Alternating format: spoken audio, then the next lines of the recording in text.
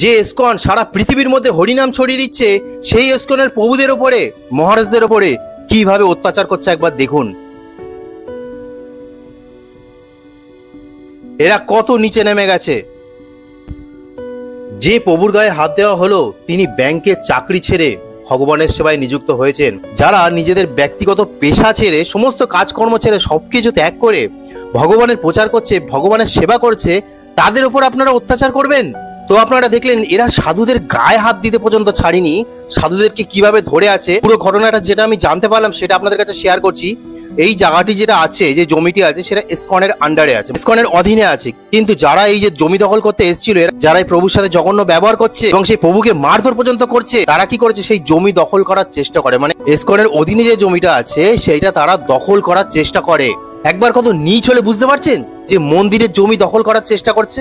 আর সেই ইসকনের প্রভু যখন বাধা দিতে গেল যে তোমরা এটা কি করছো, তোমরা এটা কেন করছো, তখন তার উপরে অত্যাচার শুরু করলো। তো সবার উদ্দেশ্যে বলছি, এই যে যিনি ভিকটিম আছে, যে জমি দখল করতে এসেছিল, তার উপযুক্ত শাস্তি আমরা চাইছি এবং উপযুক্ত ব্যবস্থা চাইছি। আর দেশের সাধুদের উপর হাত, দেশের সাধু সন্তদের উপরে হাত, মহারাজদের উপরে হাত, প্রভুদের উপরে হাত, কোন সংস্কৃতি এটা? কোন সংস্কৃতি চলছে? হ্যাঁ, যে ইসকন সারা পৃথিবীব্যাপী ভগবান শ্রীকৃষ্ণের নাম ছড়িয়ে দিচ্ছে, হরিনাম ছড়িয়ে দিচ্ছে, সারা পৃথিবীর বড় বড় শিক্ষিত ব্যক্তি তথা উইলিয়াম ফোর্ড থেকে শুরু করে বড় বড় দেশের ক্রিকেটার এআর রহমান থেকে শুরু করে বড় বড় সেলিব্রিটিরা যারা ইসকনকে সমর্থন করে, ইসকনের গুণগান করে, সেখানে দাঁড়িয়ে আমাদের ভারত বাংলাদেশের মধ্যে এরকম সাধুদের উপর অত্যাচার, এটা কি মেনে নেওয়া যায়? হ্যাঁ, যদি তিনি কোনো অপরাধ করতো তাহলে ঠিক আছে, কিন্তু তিনি কোনো অপরাধ করেনি, তিনি জমি ঠেকাতে গেছে।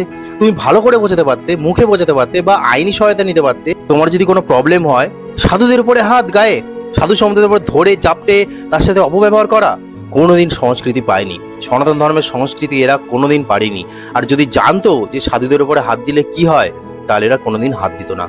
তোটা আজকে বলার ছিল, আপনারাই বিচার করুন। এই লোকের উপযুক্ত শাস্তি আমরা চাইছি। তোটা আজকে বলার ছিল। হরে কৃষ্ণ।